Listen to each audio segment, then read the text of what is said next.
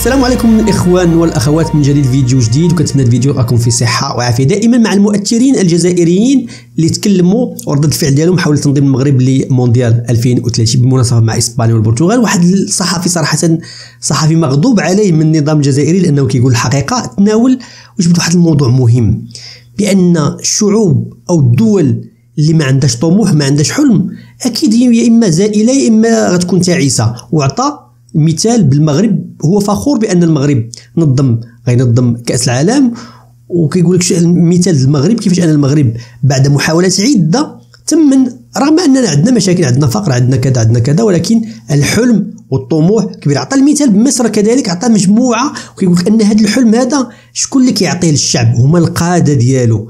وعطى مجموعه من الامثله، دار واحد التحليل مزيان عجبني فيه. خليك تشوف الفيديو من الاول حتى الاخير. بطبيعه الحال كنتي اول مره ما تبخلش لنا بواحد لايك، الحاجه الوحيده اللي ممكن تدعمنا بها، واشترك انضم معنا في العائله. وشكرا بزاف الناس اللي كيديروا لايك قبل ما ينزل الفيديو. خليك تشوف الفيديو ونتلاقاو في الاخير.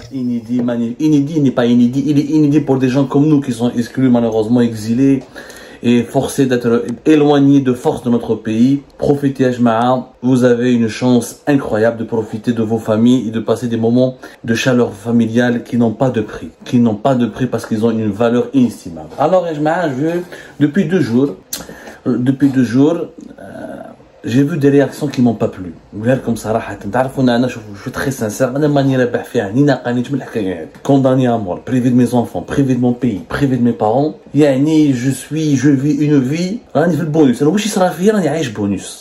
Donc je ne peux que dire la vérité, en tout cas la vérité telle que je la conçois, telle que je la construis à travers mes investigations, mes enquêtes, mon travail de recherche, et telle que je la ressens lorsqu'il s'agit de faire une analyse.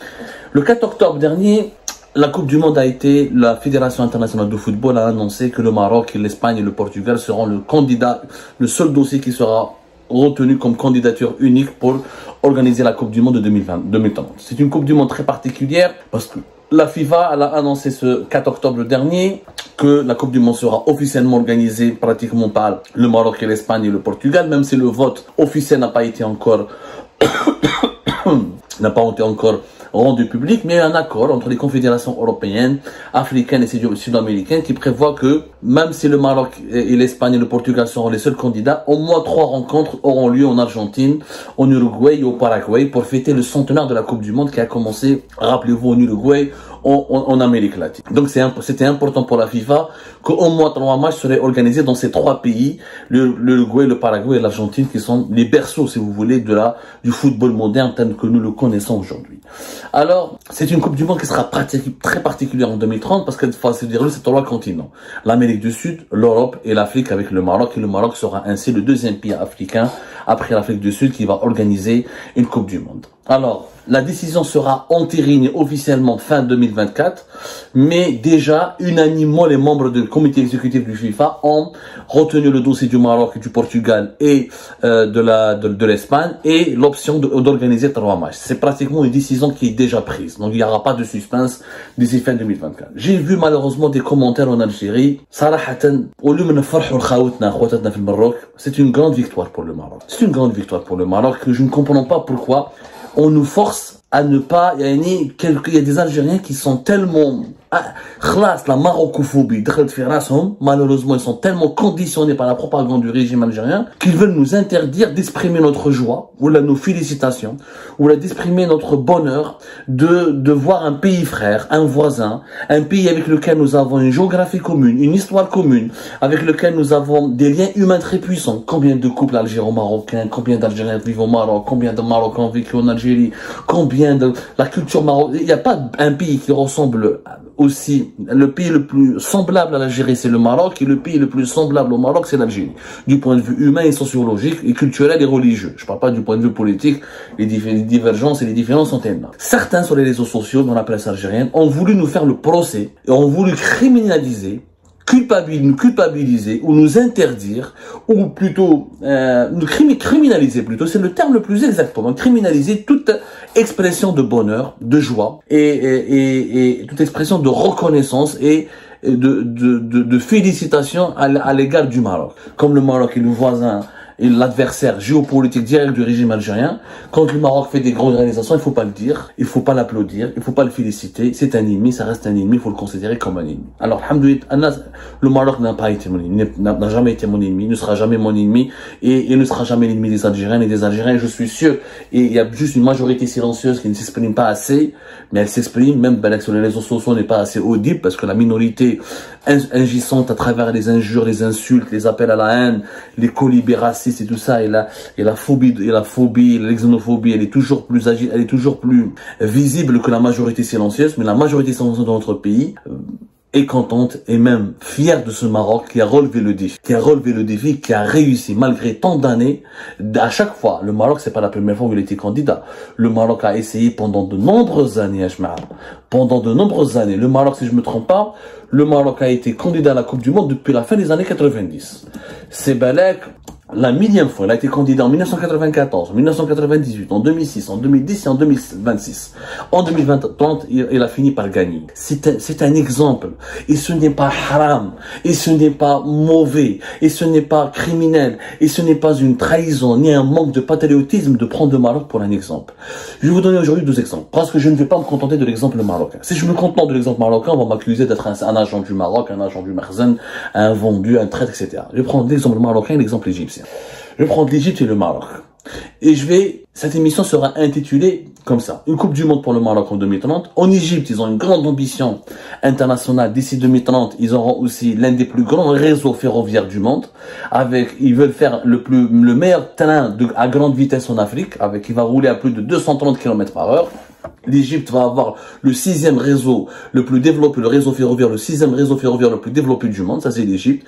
Le Maroc, une Coupe du Monde en 2030. Et nous, en Algérie, rien.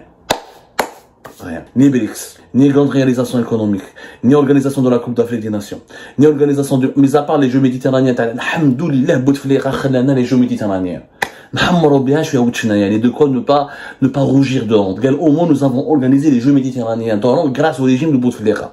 Heureusement, nous avons la grande mosquée d'Alger grâce au régime de Bouteflika. Heureusement, nous avons une autoroute ou quelques infrastructures qui sauvent un peu l'honneur du pays grâce au Bouteflika. Sinon, entre l'Algérie et le Soudan, ou n'importe quel pays les plus pauvres de l'Afrique subsaharienne, il n'y aurait aucune différence.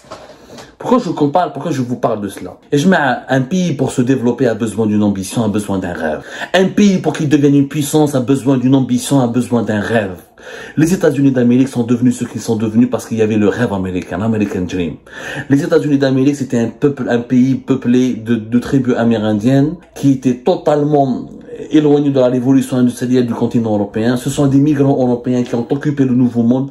Ce sont un groupe de commerçants qui ont fait la révolution américaine, qui ont refusé de payer les taxes à la Grande-Bretagne, qui ont défié l'Empire britannique, qui ont pris leur indépendance à la fin du XVIIIe siècle et qui ont décidé de devenir la première puissance au monde parce qu'ils ont fait un rêve. Ils ont rêvé. C'est un pays territoire vierge. On va conquérir l'Ouest, la conquête de l'Ouest. On va utiliser nos richesses nationales. On va utiliser l'agriculture. On va industrialiser notre pays et un jour nous serons la plus grande puissance mondiale. Et les États-Unis sont devenus la plus grande puissance mondiale. L'histoire de l'Algérie est plus glorieuse, c'est plus ancestrale. L'Algérie est plus vieille que les États-Unis d'Amérique. C'est un pays quand il n'a pas de rêve. Un pays qui n'a pas d'ambition nationale. C'est un pays qui est condamné au sous-développement. Le Maroc, la Coupe du Monde, c'était un rêve. Les Marocains, c'est un pays pauvre. C'est un pays qui a des dettes. Les dettes du Maroc, c'est plus de 70 milliards d'euros. La dette extérieure du Maroc. C'est un pays qui est inégalitaire. Ce n'est pas la Suisse. Ce n'est pas la Suède. C'est pas un pays formidable sur tous les plans. Mais c'est un pays qui a une ambition nationale. Et grâce à cette ambition nationale, nous voulons organiser la Coupe du Monde. Nous voulons être l'un des premiers pays africains, l'un des premiers pays arabes à organiser une Coupe du Monde et à relever le défi. Oui, on peut organiser une Coupe du Monde au Maghreb, dans un pays musulman, dans un pays maghrébin. Ils ont essayé à maintes reprises. Ils ont échoué en 94, ils ont échoué en 98, ils ont échoué en 2006, ils ont échoué en 2010, ils ont échoué en 2026, mais en 2030, ils ont réussi parce qu'ils ont trouvé la bonne formule, une bonne alliance avec l'Espagne et le Portugal. C'était complémentaire. L'Europe du Sud, l'Afrique du Nord, l'Argentine, l'Uruguay, le Paraguay ne pouvaient pas organiser la Coupe du Monde parce que ça leur coûtait trop d'argent. Et une Coupe du Monde coûte 20 milliards. L'Espagne, le Portugal et le Maroc, ça va leur coûter l'équivalent de 20 milliards de dollars. La part du Maroc sera de 5 milliards de dollars. Le Maroc, depuis les années 90, il investit dans des infrastructures, des stades à Marrakech, à Casablanca, à Rabat, même dans des petites villes, à Agadir. Et le Maroc a développé sans cesse. Il a fait des études, il a fait des plannings, il a fait des planifications, il a appris de ses échecs, il a construit, il a investi il a développé les infrastructures touristiques, il a développé les infrastructures de base dans les grandes villes du pays, qui sont Casablanca, Rabat, Tanger, Fès, Marrakech, Agadir. Il va construire des stades d'entraînement. Il a sans cesse, n'a pas cessé d'investir. Et pourtant, c'est un pays qui est endetté. Mais c'est pas grave. C'est un pays où il y a de la pauvreté. Ce n'est pas grave. Ce n'est pas grave d'avoir de la pauvreté. Ce n'est pas grave d'avoir de la dette extérieure. Ce n'est pas grave d'avoir des inégalités. Ce qui est grave, c'est de ne pas avoir une ambition. Quand tu as une ambition nationale, quand tu as un rêve pour lequel tu te bats, ton pays se relève. Le Maroc s'est relevé. Sans pétrole, sans gaz, il a prouvé qu'il était possible d'être un pays sur la voie de la modernisation, sur la voie du développement, avec des défaillances, avec des déficiences. Les défaillances et les déficiences, il y en a partout. Y compris, il y en a en France. En France, 7e puissance mondiale, il y a des secteurs où la France, elle souffre. Tous les pays du monde souffrent. Tous les pays du monde ont des problèmes. La différence entre les pays, ce qui distingue les pays, c'est ou qu'ils soient riches ou pauvres, c'est est-ce qu'ils sont ambitieux ou pas. Les pays qui sont riches, qui se développent, sont les pays qui sont ambitieux, qui ont envie, qui ont la niaque, qui ont l'envie de réaliser un rêve. C'est le cas du Maroc. C'est le cas du Rwanda. En Afrique. C'est le cas du Nigeria qui veut devenir un grand pays, l'équivalent à une puissance. C'est le cas de l'Afrique du Sud qui a voulu s'imposer dans le club des pays émergents au sein des BRICS. C'est le cas de l'Égypte. L'Égypte, c'est un pays pauvre, 100 millions d'habitants, les pauvretés, etc. Le Caire, en Égypte, ils ont plus de 145 milliards de dollars de dette extérieure depuis 2021. Mais ça ne les empêche pas d'avoir des ambitions. L'Égypte a investi pour avoir le 6e plus grand réseau ferroviaire au monde, avec l'un des meilleurs trains à grande vitesse au monde, qui va rouler. Ils ont donné des projets aux Allemands et aux Français, mais essentiellement c'est les Allemands, c'est la Deutsche Bahn, qui va exploiter les réseaux, le futur train à grande vitesse en Égypte, qui va rouler à plus de 230 km/h, notamment entre Alexandrie, le Caire et la nouvelle capitale égyptienne. Parce que l'Égypte, ça fait 5-6 ans, ils sont en train d'investir sur un grand projet qui est la nouvelle capitale. 15 ans de travaux, 15 ans de projets, pour pour construire plus de 2000 km d'infrastructures qui permettront à 90% de la population égyptienne de prendre le train. C'est très important dans un pays où la voiture elle est chère, un pays qui est pauvre, où il faut toujours du carburant, il faut beaucoup de carburant pour un parc automobile géant, où les gens ont beaucoup de chômage, il y a beaucoup d'inégalités. Le train peut être un vecteur de développement, aussi un vecteur de lutte contre les inégalités sociales. Prendre le train, quand on améliore la liberté de circulation sur un territoire, on améliore la possibilité de créer du développement sur ce territoire. Là, on réduit les inégalités et on permet de créer des opportunités économiques, mais aussi des opportunités humaines. Il y aura une ligne de 660 km qui va relier Alexandrie au Caire et à la nouvelle capitale. Il y aura ensuite une ligne qui va lier Alexandrie de la Méditerranée jusqu'à la mer Rouge, à Ain Sokhna. Il y aura pas mal de lignes qui vont aller même jusqu'au sud de l'Égypte. Il y aura une ligne qui va aller jusqu'à Luxor, de Le Caire à Abu Simbel, de Luxor à Hurghada. Et chaque fois, à chaque projet, chaque ligne, il faudra investir entre 2 et 3 milliards d'euros. C'est ambitieux ce que l'Égypte va faire. Mais l'Égypte, c'est un pays pauvre. Les Égyptiens sont plus pauvres que les Algériens. C'est un pays plus endetté que les Algériens. Mais ils ont un rêve. Ils ont une ambition nationale. C'est d'avoir le plus grand train, le meilleur train en Afrique, l'un des meilleurs trains dans le monde, l'un des plus grands réseaux ferroviaires au monde. C'est cette ambition qui les pousse et qui est en train de les pousser à sortir de leur pauvreté, à surmonter leur pauvreté et à intégrer les pays membres des... Pourquoi les BRICS ont choisi l'Égypte et n'ont pas choisi l'Algérie? Parce qu'en Égypte, il y a une ambition. Il y a un dynamisme. Donc, quand il y a une ambition, il y a du dynamisme. Quand il y a du dynamisme, il y a de la croissance, il y a de la richesse, il y a des opportunités. Et ça intéresse les grandes puissances. En Algérie, c'est quoi notre ambition? Assalamu alaikum wa rahmatullahi wa barakatuh, ikhwati wa akhawati fillah. C'est quoi notre but? Qu'est-ce qu'on veut faire? Qu'est-ce qu'on veut faire de notre pays? Les Marocains ont voulu être le deuxième pays arabe après le Qatar et le deuxième pays africain après l'Afrique du Sud et le premier pays en Afrique du Nord à organiser la Coupe du Monde. Les Égyptiens veulent être le premier pays africain en termes de train à grande vitesse et parmi les 6 plus grands pays dans le monde en termes de qualité, de modalité des trains et d'étendue et de l'ampleur du réseau ferroviaire. Là en Algérie, quel est notre rêve? Quelle est notre ambition? On voulait entrer au BRICS. Pourquoi entrer dans les BRICS? L'Égypte, voilà pourquoi elle veut. Les Éthiopiens, ils ont un rêve, devenir une puissance émergente, devenir l'équivalent de devenir la Chine de l'Afrique. L'Afrique du Sud, elle a un rêve, être le pays, être la vitrine du développement en Afrique. Et les Sud-Africains pensent aujourd'hui, demain, à organiser peut-être même les Jeux Olympiques. Aucun pays africain n'a organisé encore les Jeux Olympiques. Quel est notre rêve? Quelle est notre ambition? La plus grande armée du monde, les plus grandes prisons du monde, les outils répressifs les plus puissants du monde. Nous n'avons pas d'ambition. Mais ce qu'aucun dirigeant algérien, aucun intellectuel algérien, à quelques exceptions près, n'a proposé un projet de société pour l'Algérie de 2030. Qu'est-ce qu'on va faire en 2030? Qu'est-ce qu'on sera en 2035? On parle de diversifier l'économie. Comment diversifier l'économie? On veut des exportations en hydrocarbures. Comment? On veut baisser le chômage. Comment? On connaît les problèmes en Algérie, mais pour résoudre ces problèmes, il faut un rêve, il faut une vision. C'est comme Dubaï, ils avaient une vision. On veut devenir le carrefour commercial du Moyen-Orient. C'est comme le Qatar. Je veux devenir le pays le plus puissant au niveau du soft power en utilisant la culture et le sport et les médias. Nous, qu'est-ce qu'on veut utiliser? En quoi nous sommes capables de briller? Pour répondre à ces questions, il faut un projet, il faut des études, il faut des plans, il faut des discussions, il faut des débats, il faut une élite qui propose. Nous allons nous illustrer dans le domaine des nouvelles technologies, dans le domaine de l'industrie, dans le domaine de l'agriculture, dans le domaine des énergies renouvelables, dans le domaine de l'énergie, dans le domaine de la pétrochimie. Dans quel domaine nous voulons nous illustrer? Quand seront les villes algériennes de demain? Quelle Algérie de demain nous voulons créer? Tant que nous n'avons pas répondu à cette question, on ne pourra jamais surmonter les crises dans lesquelles nous sommes. Et on ne pourra jamais être une puissance régionale. Et on ne pourra jamais être un pays respecté, qui force le respect et qui attire et qui séduit la communauté internationale. Parce que nous n'avons pas une identité à nous-mêmes. Et là, je peux proposer des solutions. Moi, je crois que l'Algérie, son avenir est dans l'industrie, notamment l'industrie mécanique, électronique, et dans les énergies renouvelables et dans la pétrochimie, parce qu'avec le gaz de schiste, on est appelé à jouer un rôle important. L'énergie et l'industrie. Moi, je crois que l'Algérie pourrait, oui, organiser des Jeux Olympiques d'ici, si on peut s'enrichir, si on peut améliorer nos infrastructures, pourquoi pas des Jeux Olympiques organisés en Algérie? Dis-nous un rêve. Le Maroc a organisé la Coupe du Monde, l'Algérie, on organise les Jeux Olympiques. Ou elle pas des Jeux Olympiques fait Alger? Ou elle pas des Jeux Olympiques fait Bdjaïa?